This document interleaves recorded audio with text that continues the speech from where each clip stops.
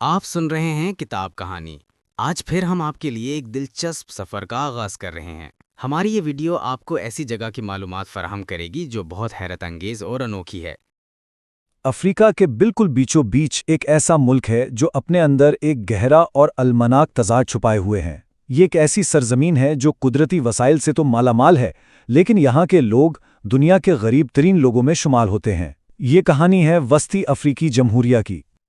ذرا سوچیں، ایک طرف تو زمین کے نیچے ہیرے، سونا، یورینیم جیسی بے پناہ دولت چھپی ہے، اور دوسری طرف ایک ایسی تلخ حقیقت ہے کہ انسانی ترقی کے معاملے میں یہ دنیا کے سب سے نچلے ممالک میں سے ایک ہے۔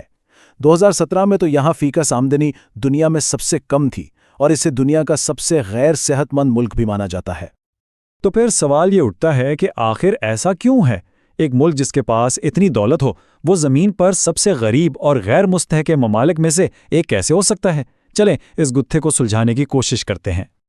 دیکھیں، آج جو کچھ وہاں ہو رہا ہے، اسے سمجھنے کے لیے ہمیں ماضی میں جھانکنا ہوگا، اور اس کی شروعات ہوتی ہے ایک انتہائی سفاکانہ نو آبادیاتی دور سے۔ جب یہ فرانس کی کالونی تھا تو اسے اوبانگی شاری کہا جاتا تھا، اور اسے فرانسیسی سلطنت کی سب سے ظالم کالونیوں میں سے ایک سمجھا جاتا تھا۔ وہاں نجی کمپنیوں کو کھلی چھوٹ تھی کہ وہ مقامی لوگوں سے جبری مشقت کروائیں، جیسے کانگو اوشن ریلوے کی تعمیر میں۔ استحصال اور تشدد کی جو بنیاد اس وقت رکھی گئی تھی، اس کا سایہ آج تک اس ملک کا پیچھا نہیں چھوڑ رہا۔ اور ستم ظریفی دیکھیں، 1960 میں آزادی ملنے کے بعد بھی یہ عدم استحکام ختم نہیں ہوا۔ آزادی کے کچھ ہی سال بعد 1965 میں جین بیڈل بوکاسا نے ایک فوجی بغاوت کے ذریعے اقتدار پر قبضہ کر لیا اور بعد میں خود کو شہنشاہ قرار دے دیا۔ اس کے بعد کی دہائیاں تو بس بغاوتوں اور شورشوں کے ایک نہ ختم ہونے والے سلسلے کا نام ہے، جس کی وجہ سے ملک میں کبھی پائیدار استحکام آ ہی نہیں سکا۔ تو یہ تو تھی تاریخ، لیکن اس تاریخی عدم استحکام نے حال ہی میں ایک بہت ہی خوفناک شکل اختیار کر لی ہے، یعنی خانہ جنگی کی۔ تو 2012 میں جو حالیہ خانہ جنگی شروع ہوئی، اس کے پیچھے کیا تھا؟ اس کی وجہ کیا تھی؟ یہ لڑائی بنیادی طور پر دو بڑے مسلح گروہوں کے درمیان تھی۔ ایک طرف تھے سیلیکا، جو شمال مشرق کے زیادہ تر مسلم باغی گروپوں کا ایک اتحاد تھا۔ انہوں نے 2013 میں دارالحکومت پر قبضہ کر لیا۔ ان کے جواب میں اینٹی بالیکا نامی ملیشیا سامنے آئے، جو خود کو عیسائی کہتی تھیں۔ انہوں نے مسلم شہریوں پر انتہائی وحشیانہ جوابی حملے کیے، اور بس یہیں سے اس لڑائی نے ایک بہت ہی خطرناک فرقہ وارانہ رنگ اختیار کر لیا۔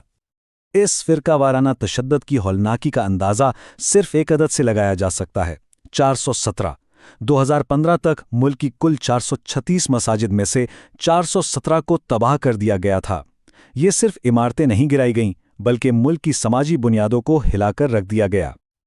اور یہ بات ہمیں واپس اسی بنیادی سوال کی طرف لے جاتی ہے۔ حیرت کی بات یہ ہے کہ یہ سارا تشدد، یہ ساری تباہی اسی چیز سے جڑی ہے جو اس ملک کو امیر بنا سکتی تھی۔ دیکھیں، ملک کی جو سرکاری معیشت ہے نا، وہ خطرناک حد تک صرف ایک ہی چیز پر ٹکی ہوئی ہے، اور وہ ہیں ہیرے۔ ملک کی آدھی سے زیادہ برآمدی آمدنی صرف ہیروں سے آتی ہے۔ یہ ایک ایسا وسیلہ ہے جو جتنا قیمتی ہے، اسے اسمگل کرنا بھی اتنا ہی آسان ہے۔ اور اصل مسئلہ تو یہ ہے کہ ایک اندازے کے مطابق ملک میں پیدا ہونے والے ہیروں کا 30 سے 50% حصہ غیر قانونی طور پر ملک سے باہر اسمگل ہو جاتا ہے۔ یہ پیسہ، جسے خونی ہیرے بھی کہا جاتا ہے، ملک کی ترقی پر خرچ ہونے کے بجائے انہی مسلح گروہوں کی جیبوں میں جاتا ہے جو تشدد کے اس نہ ختم ہونے والے سلسلے کو ہوا دے رہے ہیں۔ اور یہ جو ساری صورتحال ہے نا، اس کے لیے ایک خاص اصطلاح استعمال ہوتی ہے: وسائل کی لعنت۔ یہ ایک عجیب تضاد ہے، جہاں قدرتی وسائل سے مالا مال ممالک اکثر ان ممالک کے مقابلے میں کم ترقی کرتے ہیں اور زیادہ تنازعات کا شکار رہتے ہیں جن کے پاس وسائل کم ہوتے ہیں۔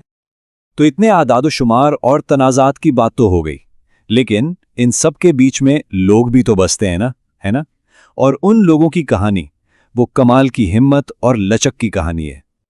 یہاں 5.5 ملین سے زیادہ لوگ رہتے ہیں، جو 80 سے زیادہ مختلف نسلی گروہوں سے تعلق رکھتے ہیں۔